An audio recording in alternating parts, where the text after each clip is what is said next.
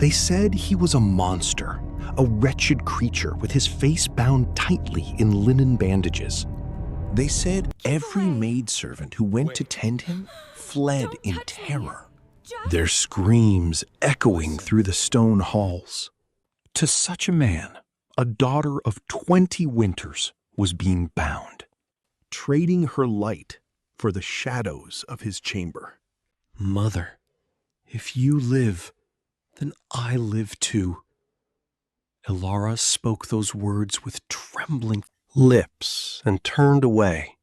But the moment she was out of her mother's sight, the tears she had held back flowed down her cheeks like winter rain. When she finally opens the heavy oak door to the chamber of this man, whose face is said to be melted away, what will Elara find waiting in the dark? Hello, everyone. Thank you so much for joining me today. If you have not yet gathered around the hearth to hear my tales, pray, stay and listen. Now, shall we step into today's story? It was the heart of the Middle Ages. In a quiet southern shire of England, beneath the shadow of a great wooded hill, instead of grand stone keeps, a cluster of humble thatched cottages huddled together against the chill. At the very edge of this medieval village, there stood a small timber cottage that always smelled of dried herbs and wood smoke. There lived Agnes, the village wise woman and healer, and her young daughter, Elara. Agnes was a healer of unmatched skill in all the shire. It was said by the common folk that no matter the affliction, a touch of Agnes's hands and a sip of her remedies would bring the flush of all health back to a pale cheek. People would travel from neighboring parishes just to seek her aid. Elara's father, Thomas, the former village healer, had passed from this world when Elara was but 5 years old. When a dreadful sweating sickness swept through the village, Thomas had worked day and night, tending to the afflicted without rest, until he too succumbed to the fever. The last words he spoke, holding tightly to little Elara's hand, were these: "Elara, my sweet child, I am sorry. You must take good care of your mother. And remember this always. There is no work in this world more sacred than saving a life." Though young Elara could not fully grasp the weight of his words, the fading warmth of her father's hand was etched deeply into her heart. After Thomas departed, Agnes raised her daughter alone, carrying on the sacred duty of healing. Her days were spent climbing the wooded slopes at dawn to forage for roots, tending to the sick by midday, and catching only fleeting moments of sleep by the hearth fire at night, while her herbal brews simmered in clay pots. Growing up by her mother's side, Elara naturally learned the names of every leaf and root, mastering the art of boiling healing tonics. "Mother, what is this weed called?" "That is yarrow, my dear. It is a precious herb that cleanses the blood. Here, smell it." As Elara brought the dried root to her nose, a sharp, bitter scent stung her nostrils. "Ugh, do people truly drink this?" Agnes chuckled softly. "That is the way of medicine, little one. The more bitter it is to the tongue, the better it is for the body." Though they lived in poverty, their home was never without laughter, for they had each other. In the spring, they climbed the hills together to gather fresh shoots. In the summer, they waded in the cool village stream to escape the heat. Come autumn, they would take their dried herbs to the muddy market square to sell for pennies and silver coins, buying enough barley and salted meats to see them through the cold months. And in the winter, they would sit side by the glowing hearth fire, weaving tales and sharing warmth. Sometimes Agnes would gently comb Elara's hair and whisper, "My Elara is the prettiest girl in the whole kingdom." Elara would smile and reply, "You are much prettier, mother." Then the two would laugh brightly and embrace. To the eyes of others, it was a meager peasant life. But inside that small thatched cottage, there was a deep, warm love that could not be bought with all the gold in the king's castle. It was the autumn when Elara turned 10 years of age. On her way back for selling herbs at the market, she decided to take a steep shortcut through the forest. The woods were ablaze with the fiery colors of autumn leaves, but the morning dew had left the rocky path terribly slick. As Elara carefully picked her way down the narrow trail, her worn leather shoe caught on a jagged stone, and she tumbled down the slope. A sharp pain shot through her leg, and her ankle began to swell rapidly. She cried out, her voice echoing through the empty forest valley. But there was no one around to hear her. As the sun began to dip behind the trees, casting long shadows, Elara sat in the middle of the dirt path, clutching her swollen ankle and weeping.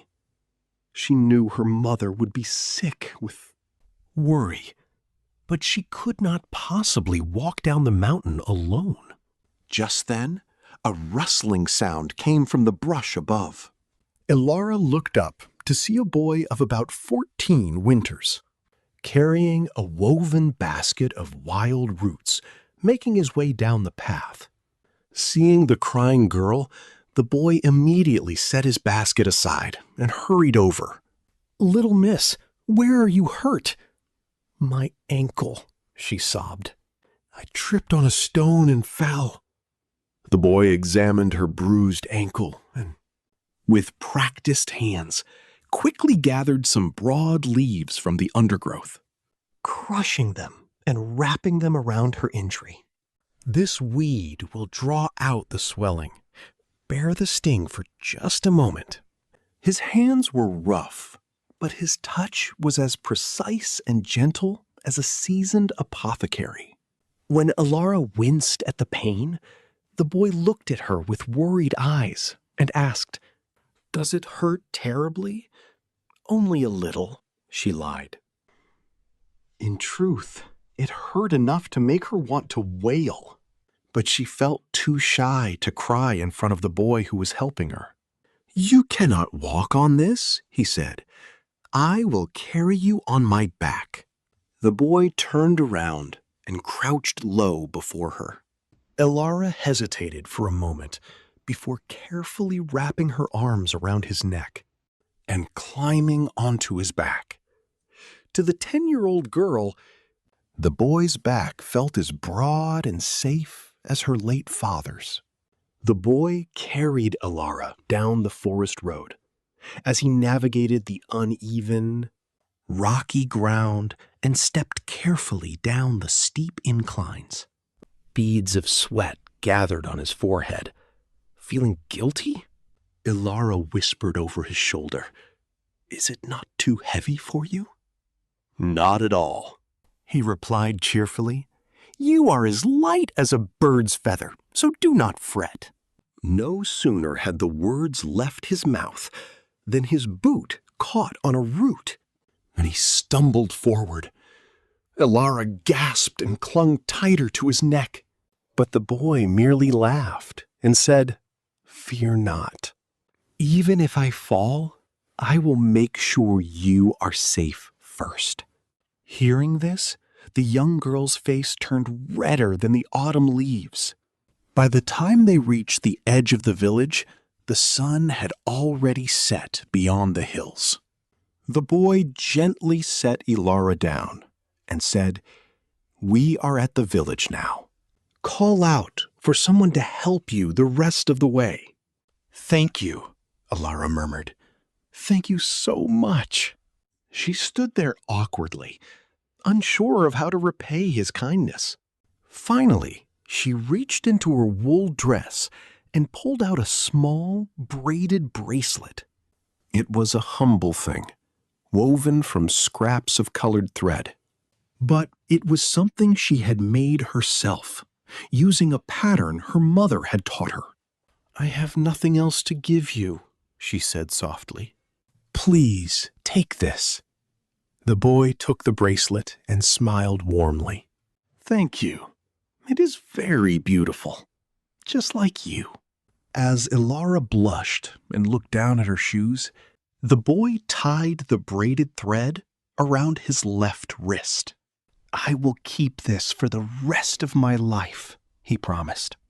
Elara opened her mouth to ask his name, but just then, her mother's frantic voice rang out from the village lane. "Elara! Elara, where are you?"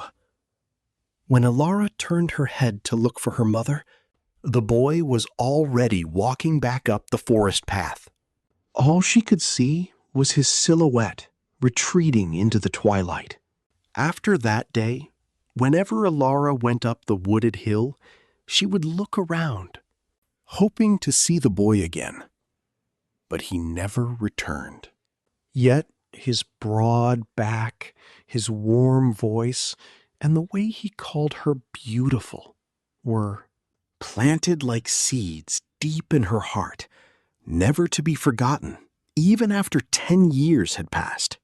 Time flowed like water in a stream. The 10-year-old girl grew into a beautiful young woman of 20.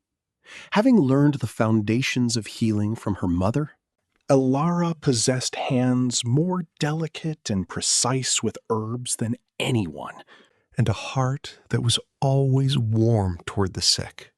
The commoners of the Shire would often say that the daughter of Agnes the Wise woman was every bit the healer her mother was. Despite the praise, Elara remained humble. Dressed in a simple linen gown, she went up the hill with her mother every morning to gather roots and bark. Their life was still far from wealthy, but whenever they treated a sick neighbor and heard a heartfelt word of thanks, their souls felt nourished. In the spring of that year, men bearing the crest of Lord Richard arrived at their door. Lord Richard was the wealthiest landowner and the most powerful lord in the entire Shire. His men demanded that Agnes come with them at once. Lady Margaret, the lady of the manor and Lord Richard's true wife, had fallen severely ill with a mysterious wasting disease. They had summoned every apothecary and parish scholar in the region, but none could halt her decline. "Healer, you must save Our Lady," the steward pleaded. "The reward will be bountiful in silver." Agnes hesitated for a moment, then nodded. To turn a blind eye to the sick was against everything she believed. "Mother, I will go with you," Elara offered. "No," Agnes replied firmly. "The manor of a great lord is a treacherous place." "It is no place for you." Leaving Elara behind in their cottage, Agnes set off alone toward Lord Richard's estate. Lord Richard's manor was the grandest estate for miles around. Behind its towering stone walls lay a sprawling courtyard, a great hall, and numerous outbuildings, making it feel like a small town unto itself. When Agnes was led into the lady's bedchamber, she saw Lady Margaret lying weakly on a grand canopy bed. The lady's face was ashen, her breathing was ragged, and her fingertips trembled violently. Agnes checked the lady's pulse, her eyes growing grave. This was clearly no ordinary sickness. It felt as though something unnatural was slowly eating away at the woman's insides. But Agnes was a master of her craft. She adjusted the balance of the herbs, applied hot poultices, and brewed fresh tonics with the utmost care, slowly breathing life back into Lady Margaret's frail body. After 10 days, color began to return to the lady's cheeks. However, lurking within this grand manor was something far more dangerous than Lady Margaret's illness. It was Edmund, the Lord's legitimate heir and lady, Margaret's own son. Outwardly, Edmund played the role of a devoted son, praying for his mother's recovery. But in truth, he was a greedy and cruel man who wished only to inherit the vast wealth and lands she controlled as quickly as possible. Edmund had a half-brother. This was Tristan, the Lord's illegitimate son, born to a secret mistress. Tristan was brilliant and pure of heart, earning Lord Richard's deep affection. But to Lady Margaret and Edmund, he was a thorn in their sides. Edmund did not want his mother to recover. As long as she lay bedridden, he could manage the estate's coffers exactly as he pleased. One dark night, Edmund crept into the manor's apothecary room, where Agnes left Lady Margaret's medicine simmering over the coals. With a wicked gleam in his eye, he emptied a small parchment packet into the steaming broth. Inside the packet was a rare and deadly poison. It was not meant to kill instantly, but rather to slowly rot the body from the inside out over time. Edmund smiled a serpent's smile and muttered to himself, "My mother's wealth will all be mine. Let that peasant healer try her best. It will be of no use." Agnes poured her heart and soul into brewing the medicine, day and night. Yet Lady Margaret's condition would inexplicably improve, only to violently worsen again. Agnes was utterly baffled. She knew her herbal mixtures were perfect, so why was the patient deteriorating? Night after night, she sat by the hearth, shaking her head and altering her recipes, completely unaware that Edmund was secretly poisoning the broth. Eventually, the worst day arrived. Lady Margaret's condition took a sudden, catastrophic turn, leaving her hovering on the brink of death. The entire manor was thrown into chaos. Edmund, as if he had been waiting for this exact moment, turned his fury upon Agnes. "You wretched woman!" he roared. "You claim to be healing my mother, but you have only hastened her demise. It is clear this peasant has been slipping poison into her cup." Agnes felt as though the sky had collapsed upon her. "No, my lord," she cried, falling to her knees. "I swear it is not true. I have only ever devoted myself to the lady's recovery." "Silence," Edmund bellowed. "The proof is undeniable. Every time she drank your cursed brews, she grew closer to death." Edmund even brought forward false witnesses he had bribed to seal her fate. Agnes was falsely accused of poisoning the lady and dragged before the justice's court. Faced with the overwhelming power and wealth of Lord Richard's estate, the magistrate offered no fair trial. Agnes was ruthlessly flogged in the muddy Market Square and condemned to pay a massive sum in silver as restitution. When Elara heard the terrible news and ran to the justice's courtyard, She found her mother lying in the dirt, her back covered in brutal, bloody bruises from the lash. Elara wept, wrapping her arms around Agnes's trembling shoulders. Agnes gritted her teeth against the pain and whispered, "Do not cry, Elara. Your mother will be fine." But she was not fine. The restitution demanded by the justice was a sum of silver coins. The mother and daughter could never hope to pay in a lifetime of toil. A fortnight passed. One cold morning, men from Lord Richard's estate arrived at their thatched cottage. This time, they were guards sent directly by Edmund. "Agnes the healer," the lead guard announced. "I bring a message from young Master Edmund. The Lord's estate will forgive your debt of silver entirely. In exchange, you must send your daughter to the manor to serve as the nursemaid for the young master of the dark annex." Agnes's face drained of color. "The young master of the annex? Do you mean Lord Richard's youngest son, Tristan?" "Aye," the guard replied. "A year ago, a terrible fire melted his face. And now no one dares to go near him. Every maid we send flees in terror before the day is out. Since she is a healer's daughter, perhaps she can endure it."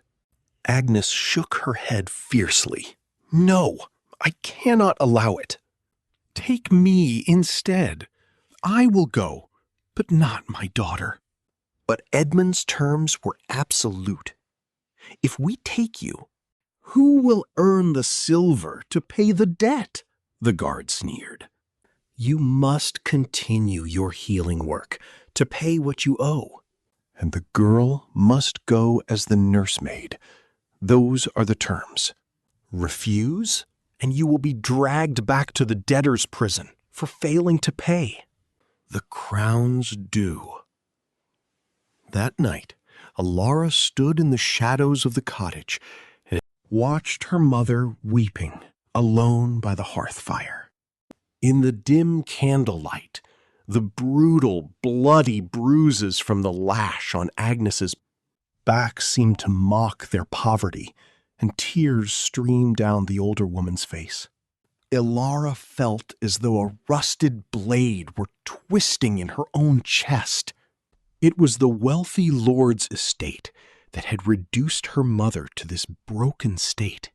Yet the only way to save her mother's life was to accept that same estate's cruel offer. The next morning, Elara knelt on the dirt floor before her mother. "Mother, I will go." "No, absolutely not!" Agnes cried out. "If you live, then I live," Elara said softly but firmly. "Even if his face is ruined, could looking at him hurt more than the lashes upon him?" "Your back?" Agnes pulled Elara into her arms and wept bitterly into her daughter's shoulder. "Oh, Elara, what a wretched mother I am, forcing my child into such darkness. Forgive this useless mother." "What is there to forgive?"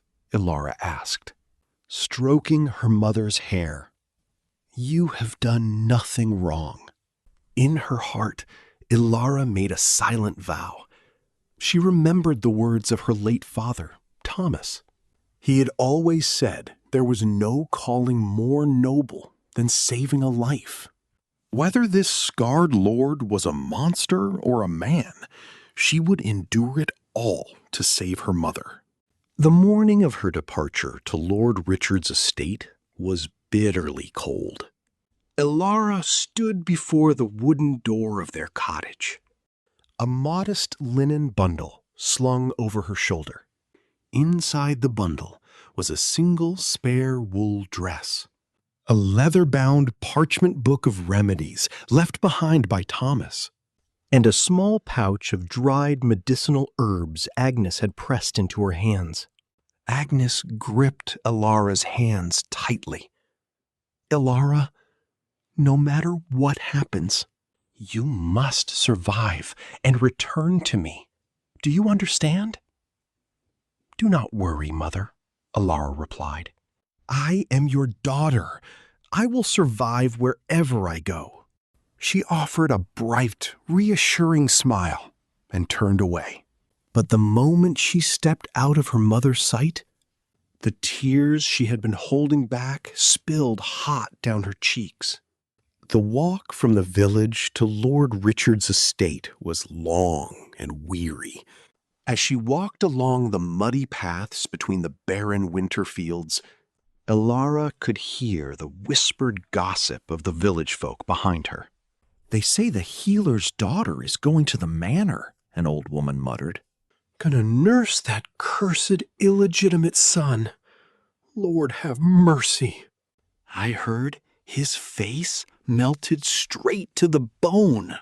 "He does not even look human anymore," a merchant replied. "Every maid they send runs away screaming before nightfall." "A tragic shame," a young mother sighed, "pledging her own daughter to pay a debt of silver." Elara bit her lip and quickened her pace. Let them talk, she thought. Her only concern was saving her mother's life. Soon, the towering iron gates of Lord Richard's estate loomed before her. Stone gargoyles perched on the pillars, their sharp teeth bared, as if glaring down at her. When Elara knocked on the heavy wooden door, a manor guard opened it, looking her up and down with a sneer. "Are you the daughter of Agnes the healer? Follow me." She was led past the bustling courtyard and the grand manor hall, walking for what felt like ages until they reached the most secluded corner of the estate. There stood the dark annex. Unlike the main hall with its fine timber and bright tapestries, this stone building felt forgotten by the world, bleak and desolate. The windows were boarded up tight with thick wood, and a foul stench of rotting flesh and burnt herbs stung her nose even from the doorway. "This is it," the guard said coldly. "The young master is inside. Go on." With that, the guard turned on his heel and hurried away, as if he could not bear to stay a second longer in that cursed place. Elara stood before the heavy, iron-bound door and took a deep breath. Her heart was pounding so hard she felt it in her throat. Just as she raised her trembling hand to knock, a booming, ragged voice echoed from within. "Who did they send this time? Do not come in! Turn back!" The voice was a tangled knot of fury, deep sorrow, and utter despair. Elara hesitated for a fraction of a second, then gritted her teeth and pushed. The heavy door opened. The chamber was pitch black. The boarded windows blocked out the midday sun, making it as dark as the dead of night. The suffocating smell of festering wounds and heavy incense made it hard to breathe. It took a long time for Elara's eyes to adjust to the gloom. Slowly, a hunched figure in the corner of the room came into view. White linen bandages wrapped entirely around his head, leaving only a narrow slit. Through that gap, two dark, piercing eyes gleamed in the shadows. Elara instinctively held her breath, but she did not run. For a moment, there was silence. Then, Tristan spoke. "Flee." That single word shattered the heavy stillness of the room. "This is no place for a human being. Anyone who looks upon me and does not run is either blind or a madwoman. Which are you?" Tristan's voice was cold. sharp as a rusted sword. But beneath the cruelty, Elara could hear an unmistakable tremble. Elara reached into her linen bundle with shaking hands and pulled out the pouch of herbs. "I will not flee," she said. "I am Elara, daughter of the healer Agnes.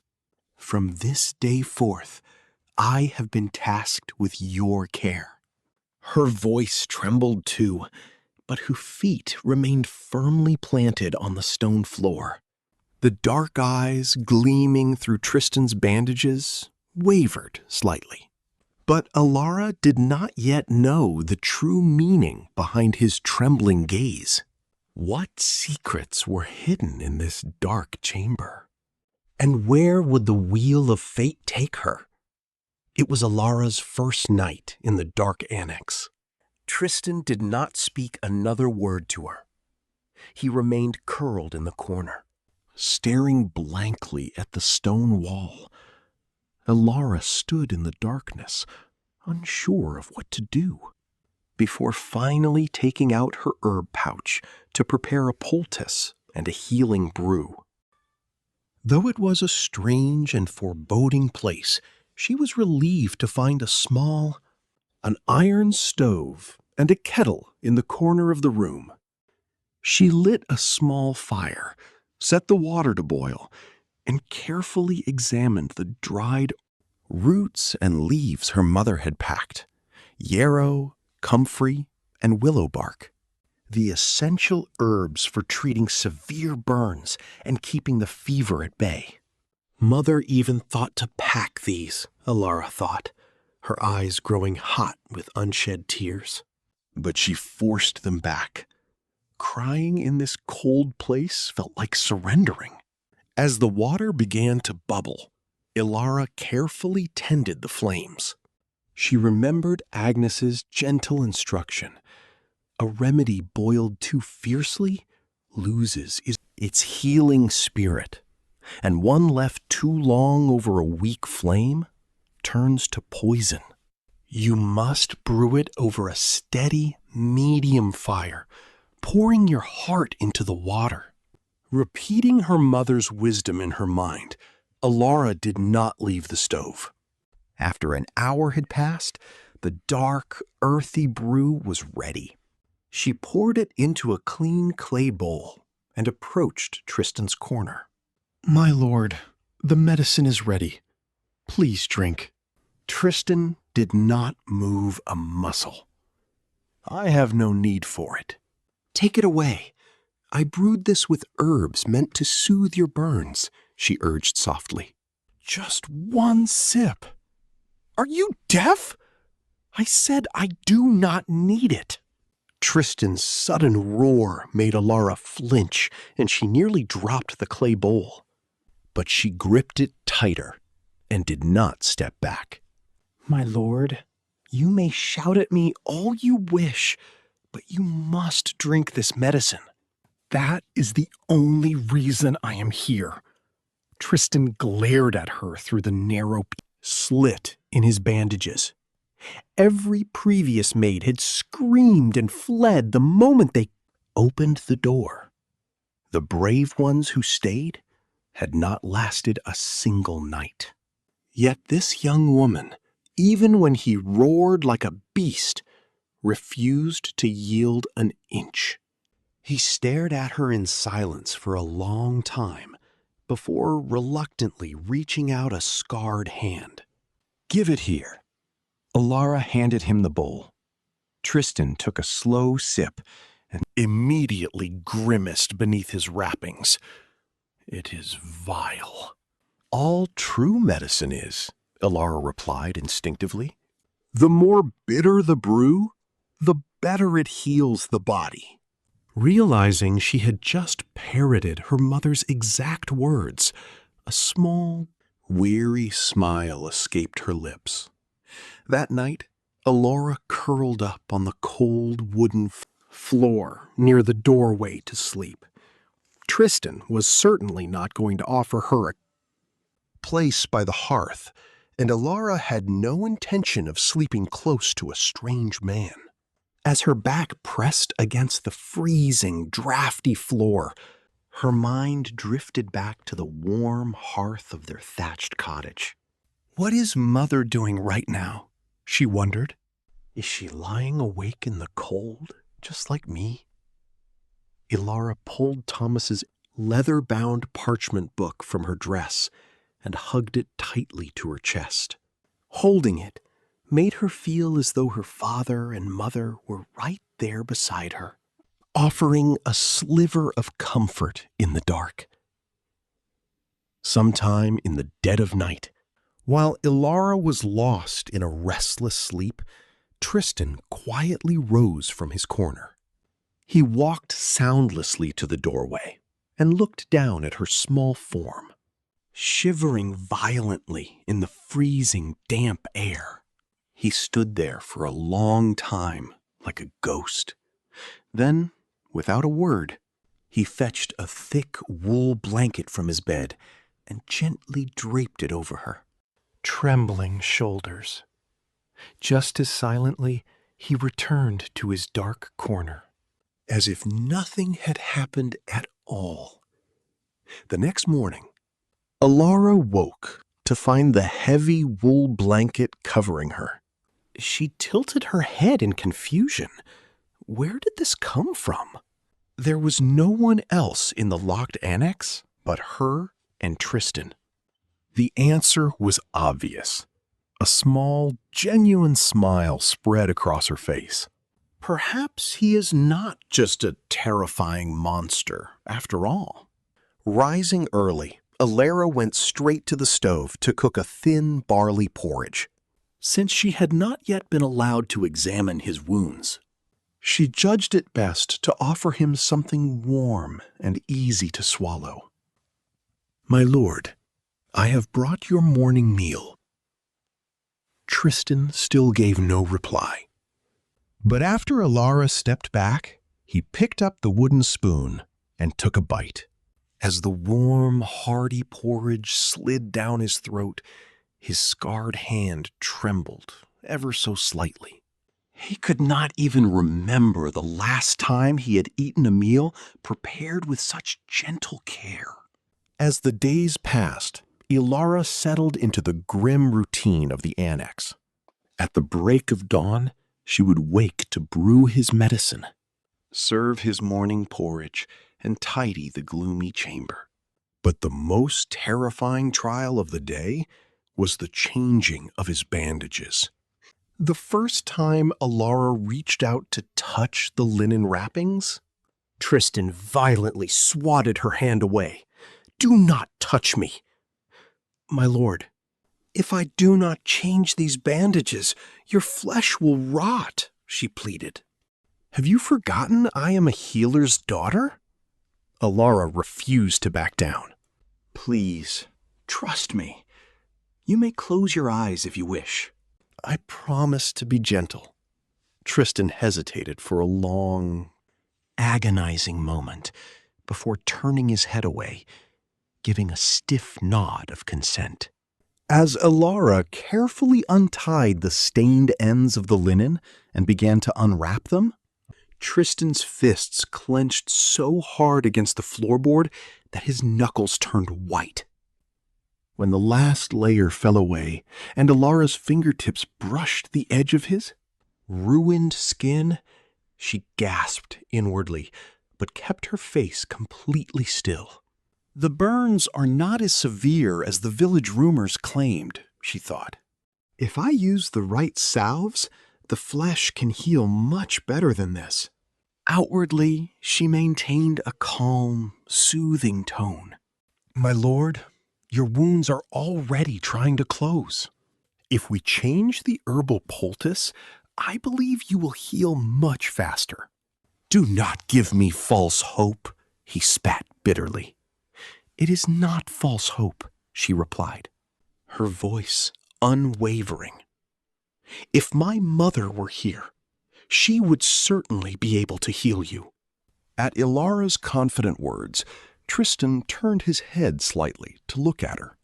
Through the gaps in his linen bandages, he saw her eyes. There was not a single trace of deceit in them. For the first time in a long while, Tristan felt something quiet and warm stir in a forgotten corner of his heart. By the time half a month had passed in the damp, shadowy annex of the manor, Elara found an unexpected ally. A stocky man suddenly appeared at the heavy oak back door. "I am Will," the man said, bowing his head. "I have been the young master's loyal manservant since he was but a little boy." Will had a rough-hewn face and a noticeable scar across his chin, but when he smiled, he looked exactly like one of the friendly, weathered farmers from Elara's own village. "You must be the true daughter of Agnes the healer," he said.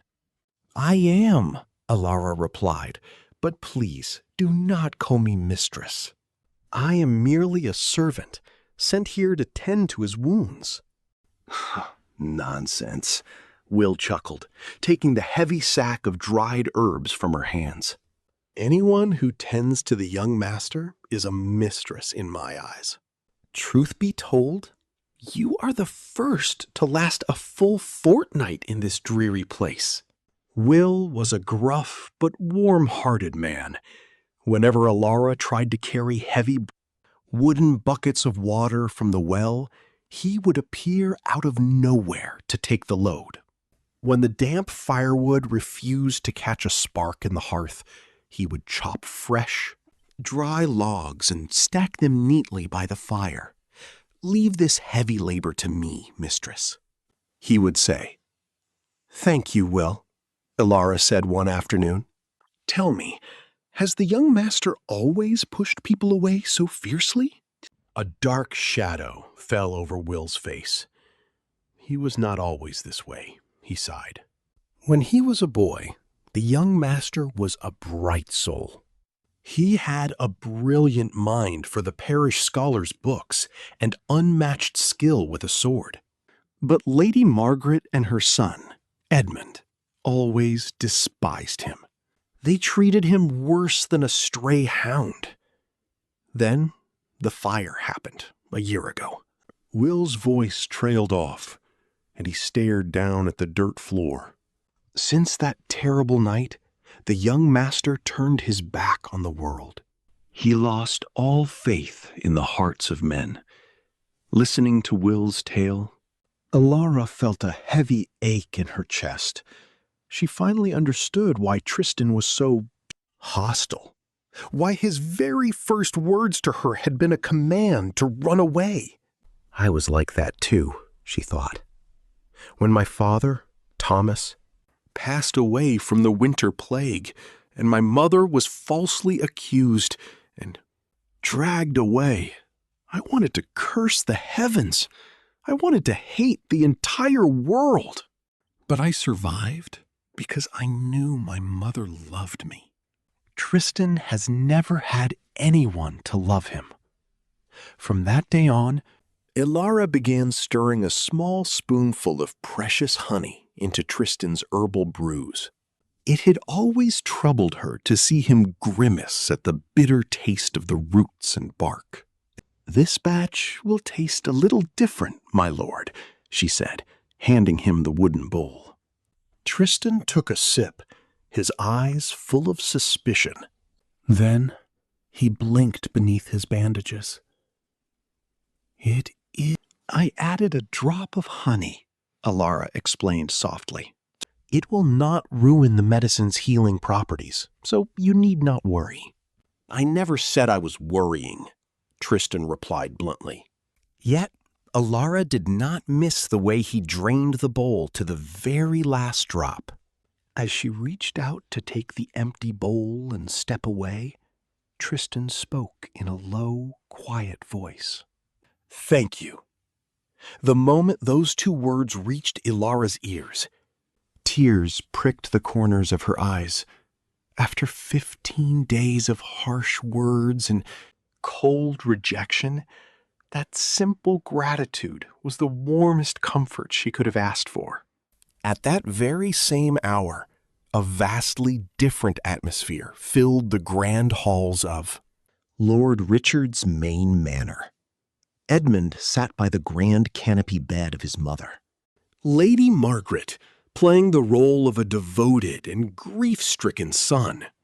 "Mother, how is your health today?" he asked, his voice dripping with false sorrow. "Oh, Edmund," Lady Margaret whispered, weakly squeezing his hand.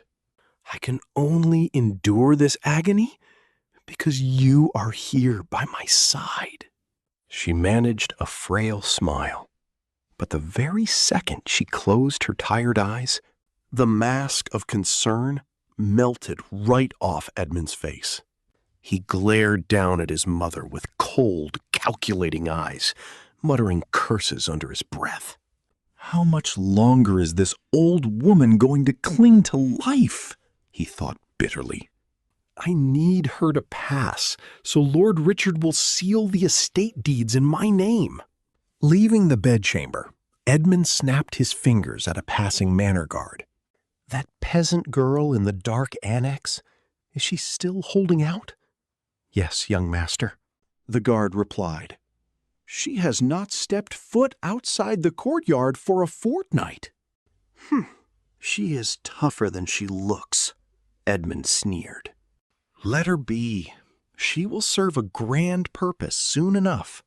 As a full month passed, the heavy gloom of the annex began to lift. Tristan was still a man of few words, but when Elara entered his room, he no longer ordered her to leave. When she brought his medicine, he would reach out his hand as if he had been waiting for her. Sometimes he even commented on the meal she prepared. "What did you put in the barley stew today?" he asked one evening. "I added some dried apples and bone marrow, my lord," she answered. "It is very good for restoring one's strength. It tastes much better than before," he noted. Every time these small changes happened, Elara felt a deep swell of emotion. She was learning that even a heart frozen solid by betrayal could slowly melt when met with genuine warmth. Bess, a loyal maidservant of the estate, also became Elara's friend. Bess had been born on Lord Richard's lands and had watched Tristan grow up from afar. "Elara," Bess whispered one afternoon, while sweeping the courtyard, "I saw Master Edmund lurking around the path to the annex today. You must be careful." "Master Edmund?" Elara asked, her brow furrowing. "Why would he come here? I do not know, but that man never brings anything but trouble," Bess said, her lips pressed into a thin line. "He is scheming something wicked, mark my words." Elara nodded, trying to push down the sudden spike of dread in her stomach. Bess was a cautious woman, but she had a heart of gold. Whenever Elara sat up late into the cold night, tending the boiling medicine pots, Bess would sneak out with a handful of roasted chestnuts or warm bread from the manor kitchens. "Eat something, Elara," Bess would scold gently. "You cannot heal anyone if you starve yourself to death."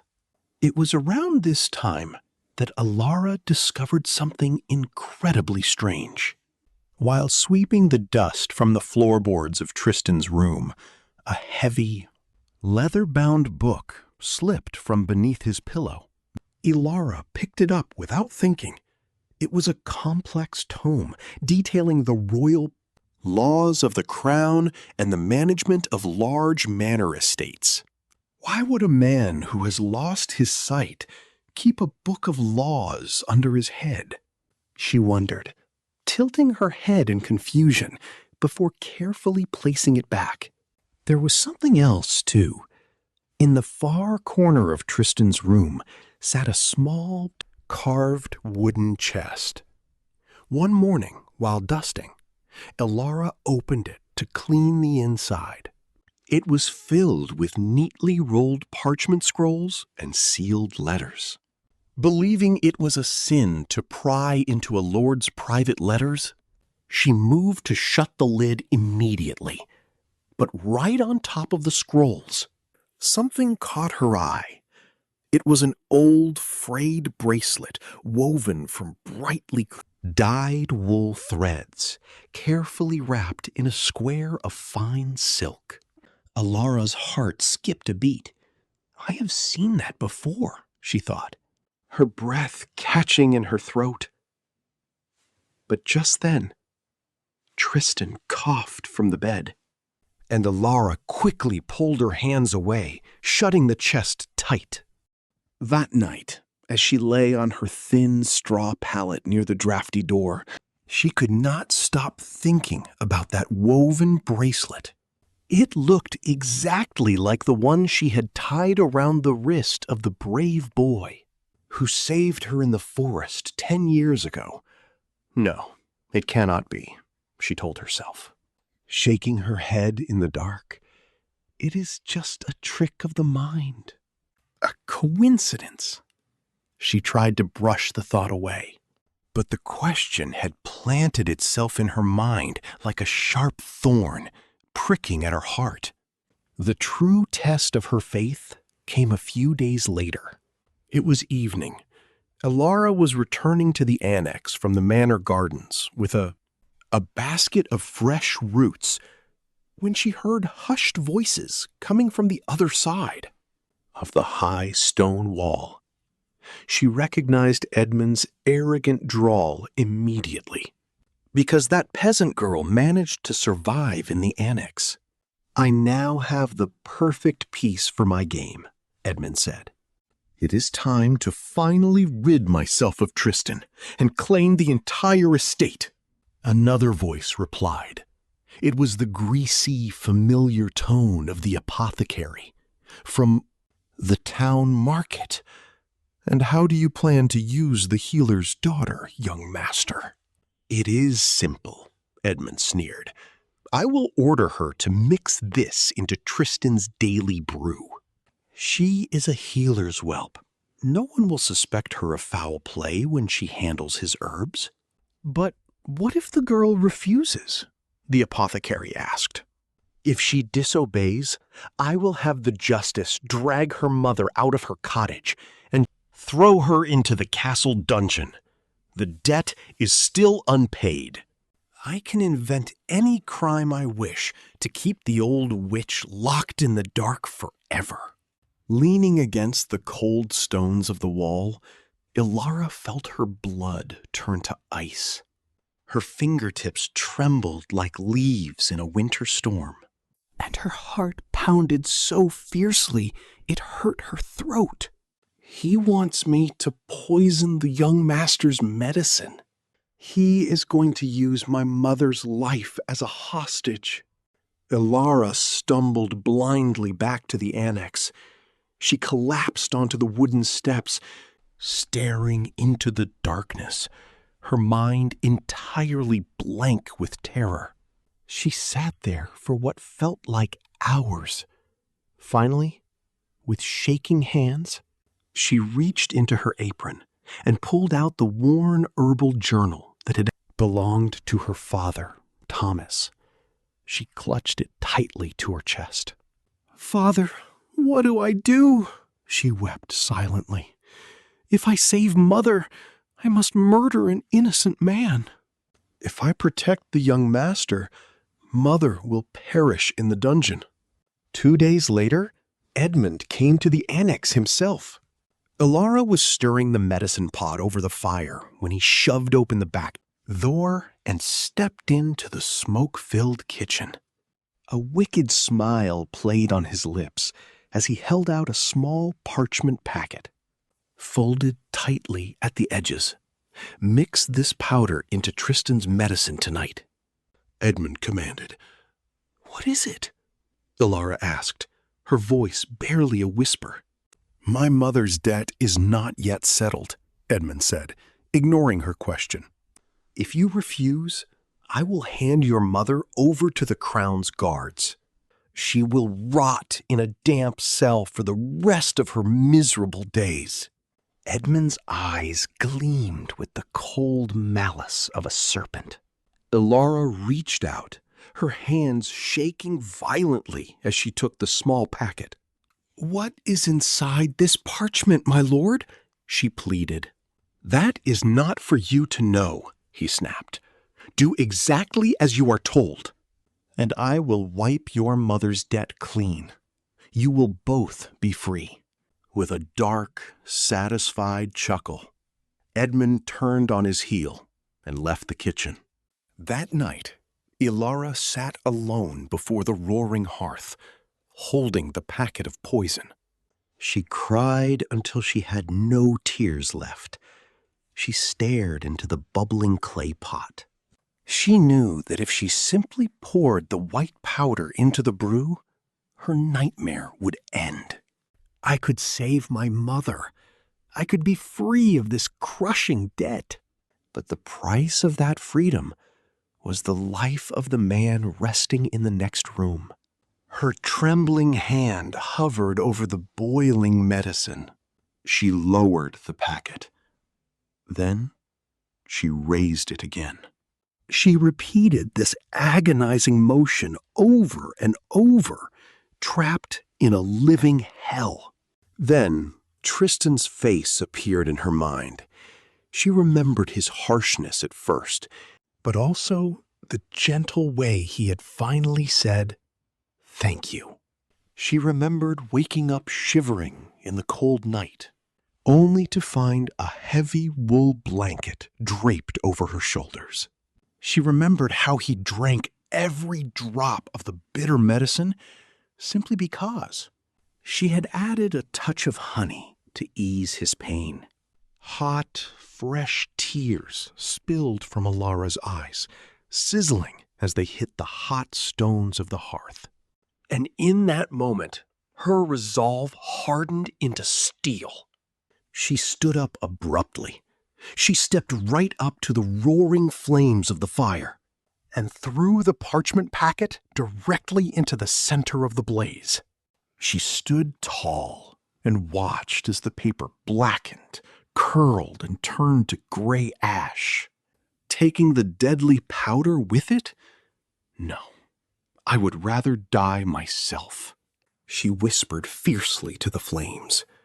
I am the daughter of Agnes, a woman who saves lives. I will never become a murderer. Though her voice shook, her eyes burned with absolute defiance.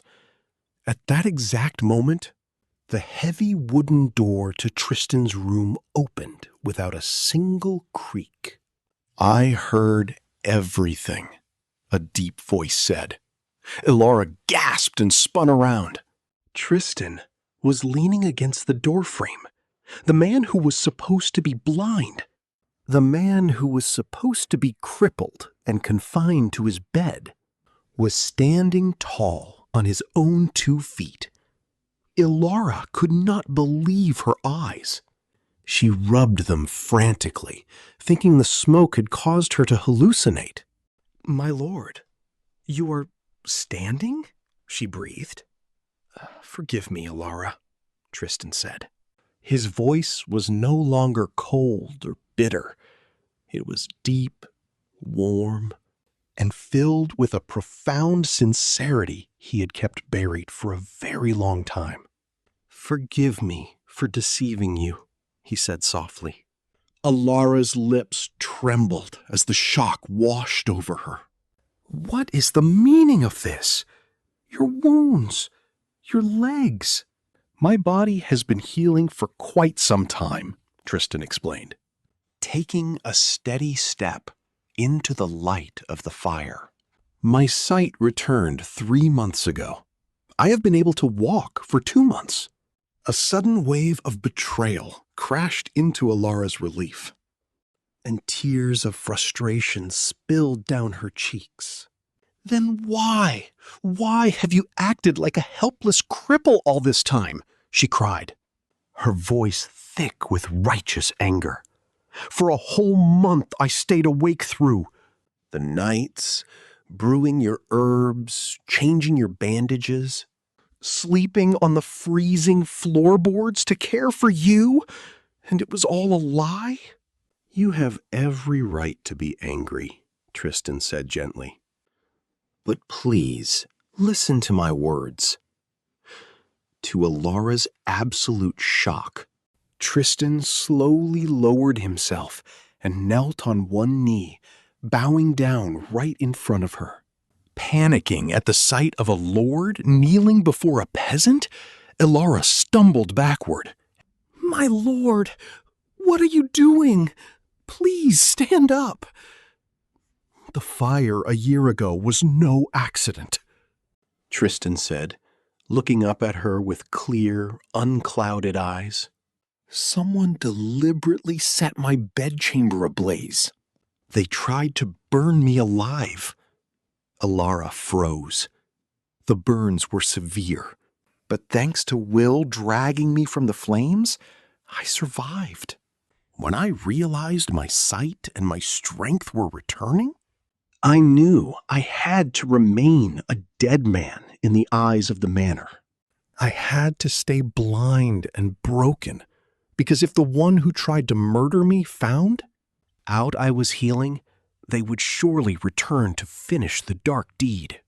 In Elara's mind, the scattered pieces of a dark and terrible puzzle finally began to fall into place, Edmund handing her the vial of poison in the shadows. The fire in the old annex being no tragic accident, but a deliberate act of arson. And the crushing false accusations laid upon her mother, Agnes. The one who tried to murder you, Elara whispered, her voice trembling. It was your own brother, Edmund. Tristan's eyes gleamed as cold as winter frost. Yes, he said softly, and Edmund has been slipping poison into Lady Margaret's cup as well. The blame he placed upon your mother, Agnes, was nothing but a wicked scheme to cover up his own attempt to murder his mother. All the strength left Elara's body, and she sank down onto the cold dirt floor. The heavy truth struck her heart like a bolt of lightning. Her mother had been brutally whipped in the village square, burdened with a massive debt, and Elara herself had been sold into servitude at this dark manor, all because of Edmund's boundless greed and sinister plotting. How, she wondered, could Tristan ever hope to overturn such a massive web of deceit? And when would the secret of the braided bracelet, the one she held so dear in her memory, finally come to light? Elara sat on the floor for a long time, entirely bereft of words. To think that the cruel lashes upon her mother's back, the heavy silver coins of debt, and her own tragic fate were all born from the malice of one man, Edmund. A fierce storm of anger and bitter injustice swirled violently within her chest. But above all that anger, the first thing that rose to her mind was her mother's face. She remembered Agnes weeping as she sent her daughter away, her back covered in the bloody marks of the magistrate's whip. "Are you saying my mother truly did nothing wrong?" Elara asked, her voice cracking. "That is exactly what I am saying," Tristan replied firmly. There was absolutely nothing wrong with the herbal brew Agnes prepared. The fault lay entirely with Edmund, who secretly slipped poison into Lady Margaret's medicine. Hot, heavy tears began to stream down Elara's cheeks. Her mother had devoted her entire life to healing the sick and saving the dying. To frame such a righteous woman for the sins of a poisoner? Elara ground her teeth in sorrow and rage. "Do you have proof of this?" she asked. I do, Tristan said. That is the very reason I have waited in the dark for a whole year. Tristan walked over and opened the heavy, iron-bound oak chest in the corner of the room. It was the same chest Elara had caught a glimpse of once before. Reaching inside, Tristan pulled out several rolled scrolls of parchment and laid them out upon the floor. These are the pieces of evidence Will has found, secretly gathered for me over the past year, Tristan explained. He unrolled the first parchment. First, this is the merchant's ledger. It proves that on the very day of the fire, Edmund's manservant purchased a large quantity of pitch and lamp oil. He unrolled the second. Second, this is the secret record of Edmund purchasing a rare and deadly poison from the apothecary in the village.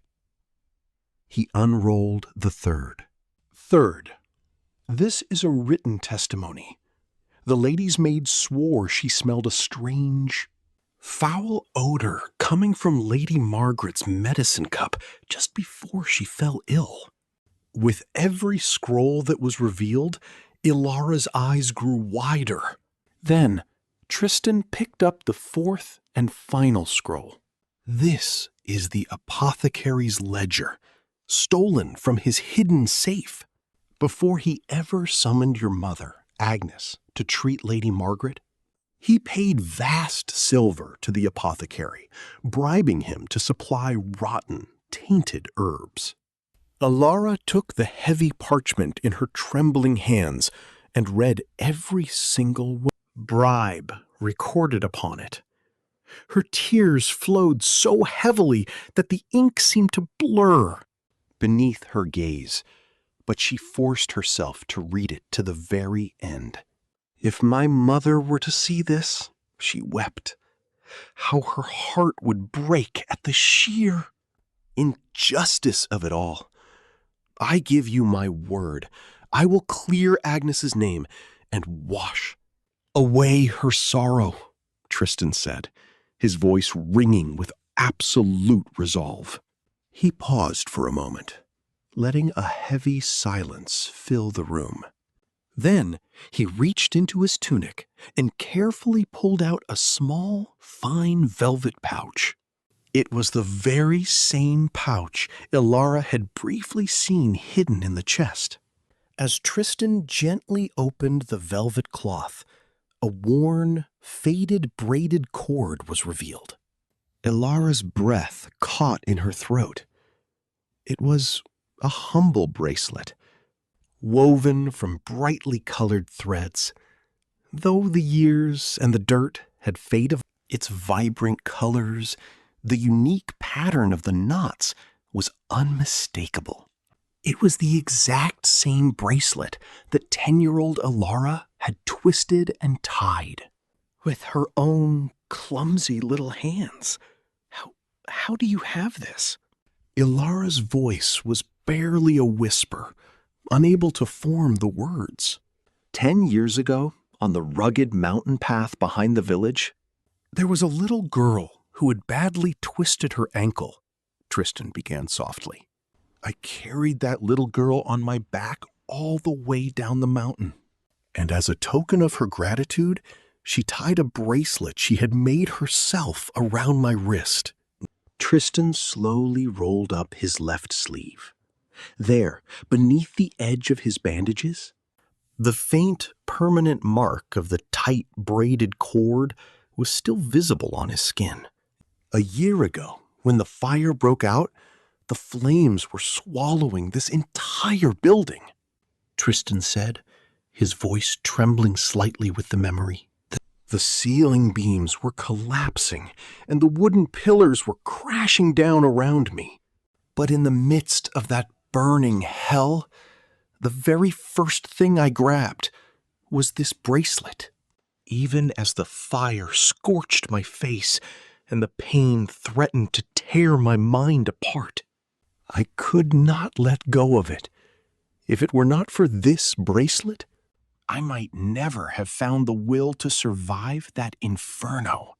Elara could no longer hold back her emotions. She buried her face in her hands and began to sob openly.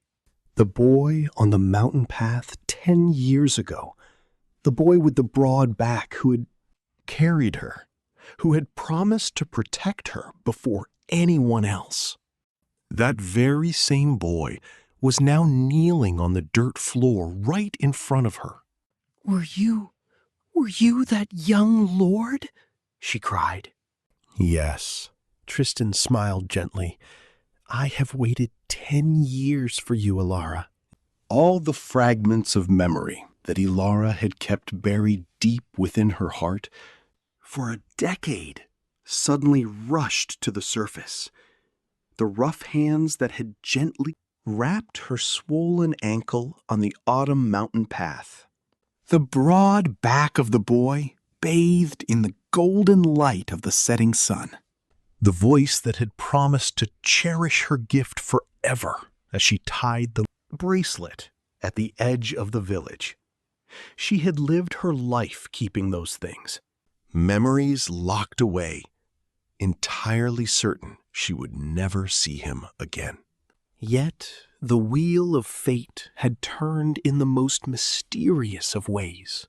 In her most desperate hour, in the darkest and most frightening corner of the manor, the bond forged 10 years ago had been reconnected. "My lord, I truly did not know," Elara wept. "With the heavy bandages covering your face, I could never have recognized you." "If you had known," Tristan said with a sad, quiet laugh, "you might have fled from this scarred monster." "No," Elara said, shaking her head vigorously. "Absolutely not. When I threw that vial of poison into the hearth fire, I did not do it because of your face. I did it because of the man you are." Elara saw the edges of Tristan's eyes grow, red and hot with emotion. Through the gaps in his bandages, his clear eyes wavered, reflecting the warm glow of the candlelight.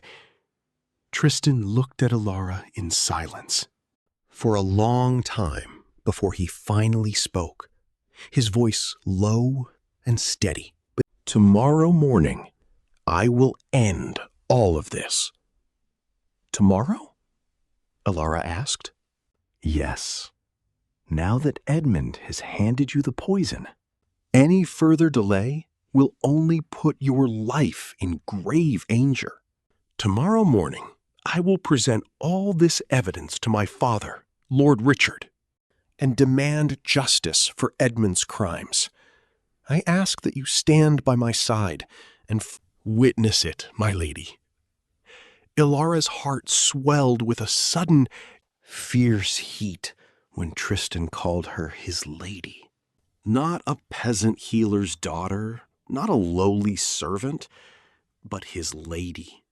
With that single word, Elara felt a surge of courage so strong she believed she could face any peril as long as she was by his side.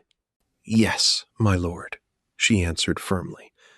"I will stand with you." That night, Tristan called Will into the room and gave him his final instructions. "Will, tomorrow at dawn, when my father takes his seat in the great manor hall, to receive the morning greetings, I will walk into that hall myself. Have all the scrolls of evidence prepared and ready." "Yes, my lord," Will said, bowing deeply. "I will have everything in perfect order. And send word to the justice's office tonight. Have the justice's deputies waiting at the manor gates. Edmund must not be allowed to escape." Will's face hardened with grim determination as he bowed once more and slipped out into the night. Elara sat beside Tristan, carefully brewing what would be his final bowl of medicine over the small fire. "My lord," she said softly. I suppose after tomorrow, I will no longer need to brew this herbal draught for you. And why is that? Tristan asked. Because your body is completely healed. Tristan let out a soft chuckle. My body may be healed, but I fear my soul will require your medicine for the rest of my days. Will you continue to brew it for me, my lady? Elara's face flushed a shade red, deeper than the burning embers in the hearth. It was the hour just before dawn. Unable to sleep, Elara sat on the wooden step of the annex, looking up at the night sky. One by one, the stars began to fade, and the eastern horizon began to glow with the pale light of morning. Today was the day everything would finally come to an end. It was the day her mother's terrible injustice would be washed away. The day Tristan would step out of the shadows and back into the world. And the day Edmund's wicked deeds would be laid bare for all to see. Elara reached into her wool dress and pulled out her father Thomas's old herbal journal. She pressed it tightly against her chest and whispered to the breaking dawn. Father, today I will clear Mother's name. Please, watch over us from heaven. Inside the room, Tristan was slowly unwinding the bandages from his face and hands. Layer by layer, he shed the protective shell that had hidden him from the world. For an entire year, the morning sun rose high above the slate roofs of Lord Richard's grand estate. In the great stone hall of the manor, Lord Richard sat in his high-backed wooden chair, ready to receive the morning respects of his household. Lady Margaret, still pale and weak from her mysterious illness, leaned heavily on the arm of the lady's maid, barely managing to sit upright in her chair. Edmund, dressed as always in a tunic of the finest, most expensive velvet, wore the mask of a devoted and loving son as he took his place before them. "Good morning to you, Father," Edmund said smoothly. "Mother, your complexion looks terribly pale today." "It breaks my heart. I shall have to pray even harder for your recovery." Just as Edmund was delivering his masterful performance of the dutiful heir, the heavy, rhythmic sound of confident footsteps echoed from the heavy oak. The doors at the back of the great hall, every head in the room turned toward the sound.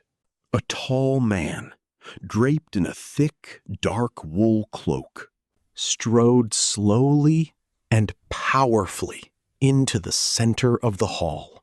His shoulders were broad, his gait was steady and proud. Though the scars of a terrible fire still marked his face, his eyes shone as bright and clear as the stars on a midsummer night. There were no bandages, there was no wooden wheelchair. Lord Richard gasped, his silver goblet slipping from his fingers and clattering. Loudly against the stone floor, he shot up from his chair. "Tristan, is that you?" "Father, your unworthy son," bowing deeply and respectfully. Lady Margaret's face turned as white as a sheet of parchment. And Edmund's eyes bulged with absolute terror.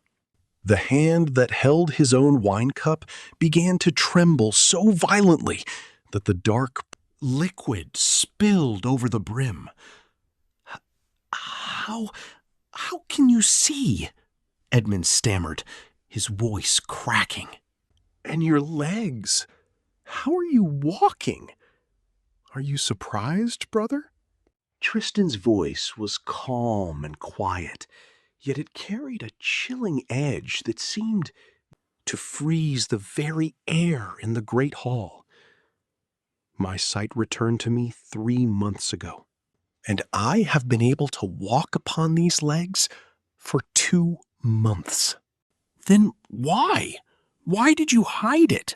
Lord Richard demanded, utterly bewildered. Because I needed to be certain of the identity of the man who tried to murder me, Tristan replied.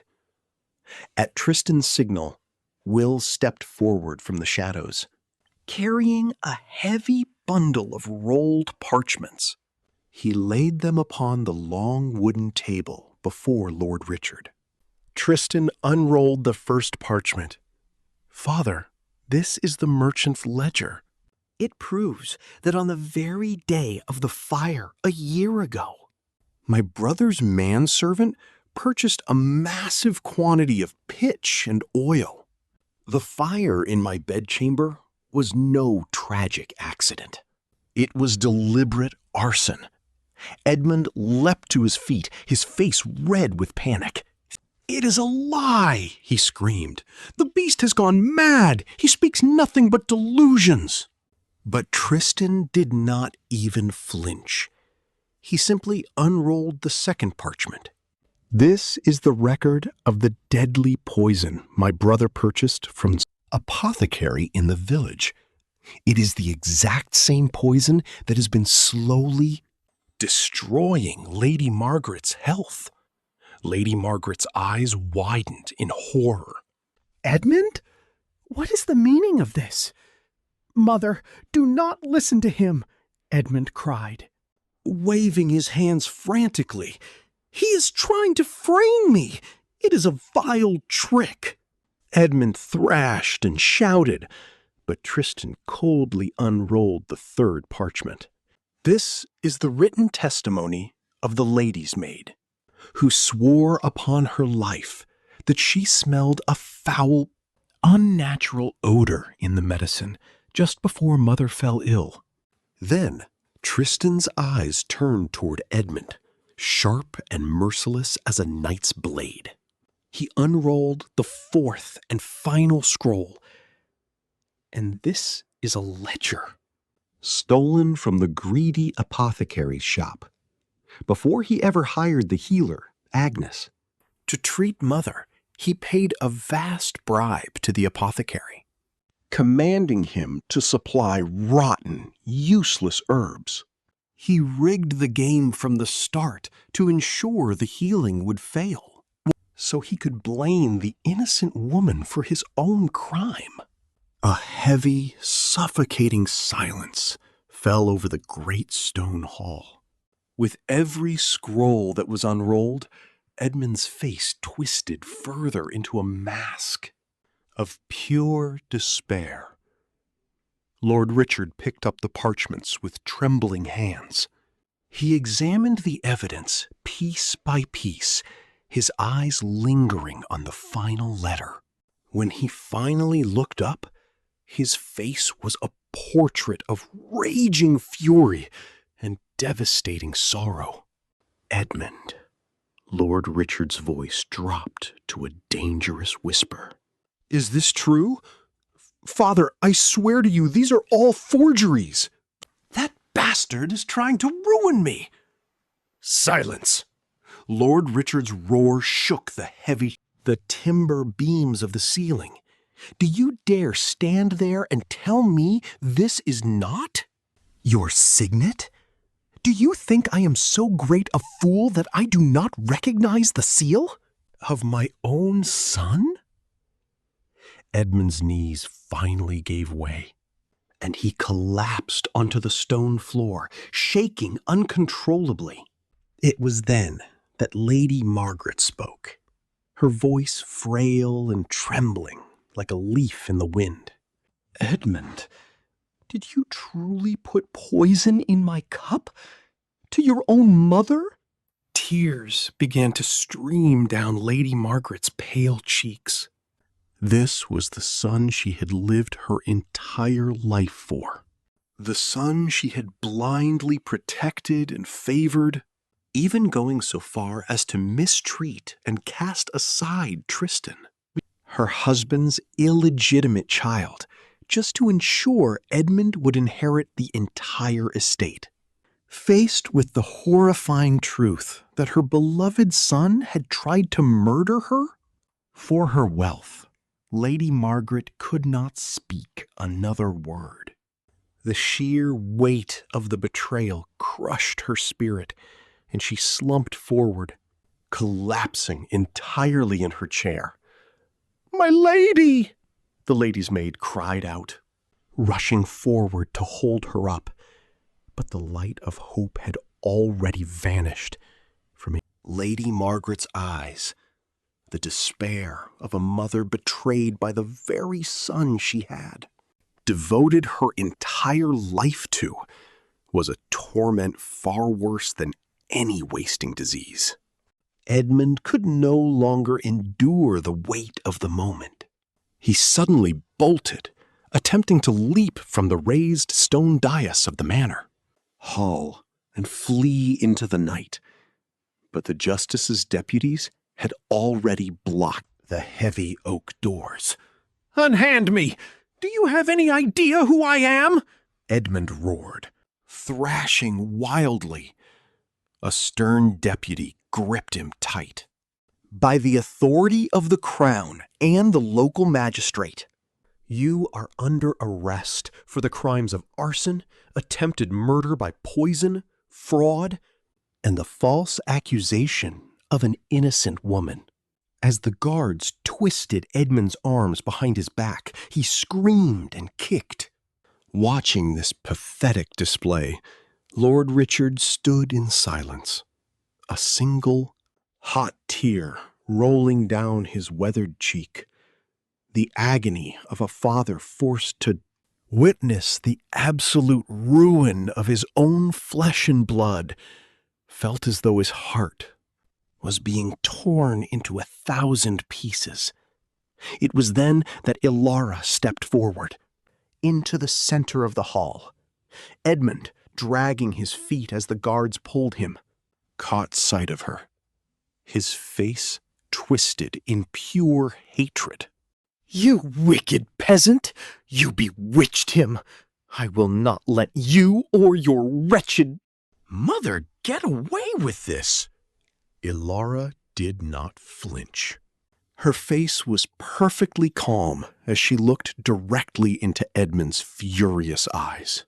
"Lord Edmund," she began, her voice steady and clear. It did not tremble in the slightest. She was no longer the terrified, shivering girl from a month ago. "I bewitched no one. But I will ask you one thing. You demanded a daughter's life to pay for a debt of healing.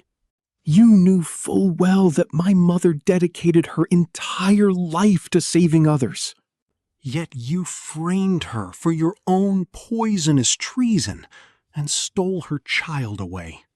Tears welled up in Elara's eyes, shining in the candlelight, but she refused to let them fall.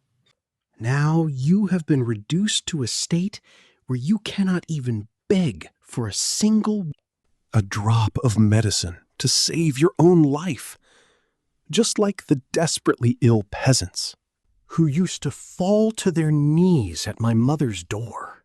Is this not the very definition of divine justice?" Every single word Elara spoke pierced Edmund's chest like a rusted iron blade. His lips trembled, trying to form a retort, but he finally dropped his head. There was simply nothing left to say.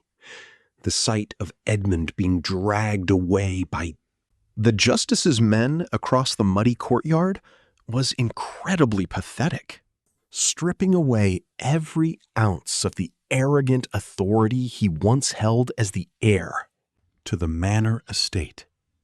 Watching from the shadows of the courtyard, Will wiped his sweaty brow with the back of his sleeve and muttered to himself, "Well, the young master's year of waiting in the dark was certainly worth it." Following Edmund's arrest, the corrupt apothecary was dragged from his town shop in chains, charged as an accomplice, Lord Richard personally rode to the justice's court to ensure the full weight of the law fell upon his eldest son. Edmund was stripped of all his wealth, his titles, and his inheritance. He was sentenced to penal labor in the harsh, freezing marches of the north. The man who had once draped himself in fine velvet and played the role of the devoted heir was now forced to survive the biting winter in a coarse, thin wool tunic, digging frozen earth and hauling heavy stones day after day, with his cracked, bleeding hands touching the rough dirt. Hands that had never known a day of honest labor. He would finally understand the exact measure of suffering he had so casually inflicted upon others. Lady Margaret was so deeply shocked by her son's betrayal that she could not rise from her bed for quite some time. Yet, with the poison tea completely stopped, her terrible illness slowly began to fade. The herbal remedies that Agnes had prescribed from the very beginning had been the correct cure all along. A fortnight later, the moment Elara had been praying for finally arrived. The heavy iron gates of the manor estate swung open, and a familiar figure walked through. It was Agnes. The magistrate had fully cleared her name. The crushing debt of silver coins had been completely forgiven, and her rightful place as the village wise woman and healer was restored by royal decree. As soon as Agnes crossed the threshold, she saw Elara standing in the courtyard. The mother and daughter ran toward each other, their feet flying over the cobblestones. They collided in the center of the yard, clinging to one another, their loud, echoing sobs ringing out over the manor walls and carrying into the village. "My Elara, my sweet girl, I am so sorry. Your mother is so sorry." Kissing Elara's hair. "No, mother," Elara cried, burying her face in Agnes's shoulder. "It is over. It is truly all over now." They stood there weeping for a long time. All the swallowed tears, the bitter sorrow, and the paralyzing fear of the past. Months burst forth at once. Standing off to the side, Bess and Will found their own eyes turning red, and they had to look away to wipe their tears with their aprons and sleeves. Then Tristan stepped out into the sunlight. He walked slowly toward Agnes and bowed deeply, showing her the utmost respect. "I am Tristan," he said, his voice gentle but firm. "I give you my word. I will protect Elara for the rest of my days." Agnes looked up at Tristan through her tear-stained face. The terrible burn scars still marked his skin, but his eyes were clear, steady, and full of unwavering strength. His deep bow held nothing but pure sincerity. Agnes reached out and took his scarred hands in hers. "My lord," she whispered, "please take care of my Elara. And thank you. Thank you for clearing my name and saving us." "It was not I who cleared your name, good mother," Tristan replied softly. "It was Elara. Had she not come to me, I would have never found the courage to. Step out of the shadows. I would have died in that dark room." Moved by his honest words, Agnes nodded slowly. She gently took Elara's hand and placed it firmly over Tristan's. Tears flowed down Elara's cheeks once more, but this time they were not tears of sorrow. They were tears of profound gratitude and overwhelming relief. A year passed over the peaceful valley. Tristan and Elara were wed in the old stone church. It was not a lavish, royal affair, but a warm, simple ceremony.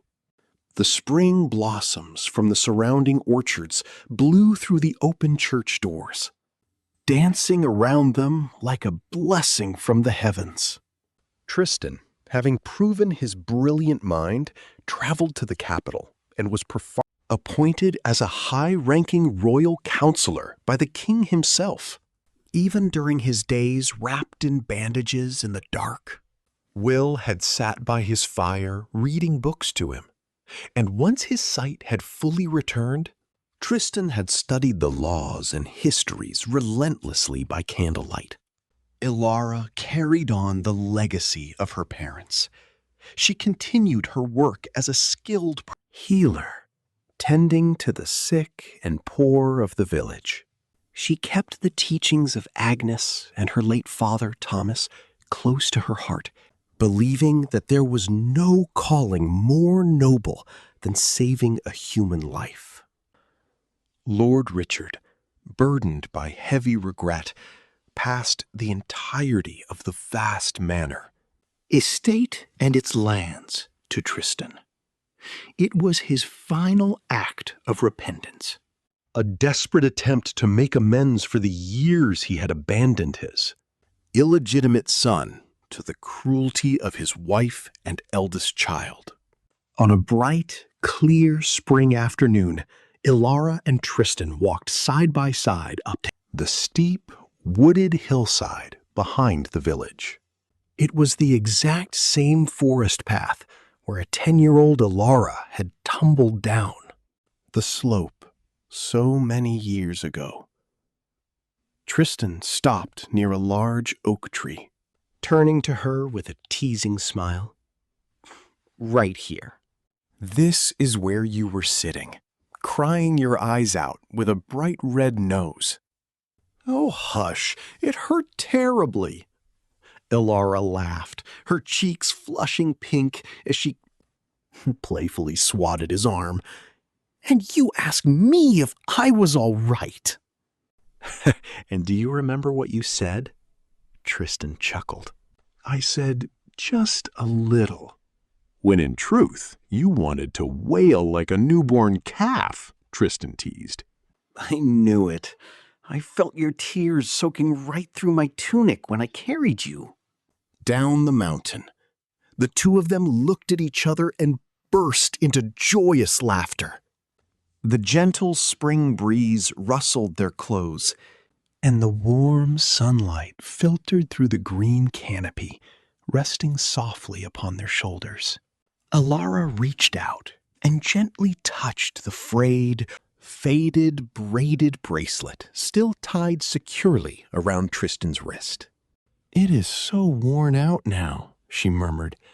"Shall I weave you a new one?" "Absolutely not," Tristan said, covering her hand with his. "I like it exactly as it is. It holds 10 years of my life within its threads." He pulled Elara close, holding her hands tightly. "Thank you, my wife. Thank you for not running away from me in the dark." Elara smiled, her eyes shining with love. "And thank you, my husband. Thank you for not leaving me behind on this path." The spring wind swept over the hillside, carrying a flurry of white petals into the sky. 10 years ago, and even now, this quiet forest path was the place where their destiny had truly begun. In this world, there are bonds of fate that run far deeper than what the eyes can see. Those who judge only by outward appearances and turn their backs on others will eventually be pierced by the thorns of lifelong regret. But those who can see the true beating heart hidden beneath the scars will be deeper, blessed with all the joy the world has to offer. Elara's life was exactly like her spirit, No matter how harshly the cold, cruel world tried to trample her into the mud, she rose again, blooming like a resilient wild rose that finally meets the warmth of spring. The true value of a person is not found in velvet cloaks or an unblemished face, but in the sincere, unwavering devotion of scarred hands brewing a simple bowl of medicine. Elara and Tristan proved this truth with their very lives. It is a difficult world we live in, but a sincere heart will always find its way. Thank you for sharing your time with us today. Tell me, travelers, from which town or distant land are you listening to this tale? Leave a word below, and I shall send good tidings and warm wishes to your home. If this story warmed your heart by the hearth, be sure to leave your mark. Share it with your kin, and signal the bell so you may know when the next tale is ready to be told. That is all for today's journey. Look forward to the next adventure. Thank you once again for listening, and may your roads be safe.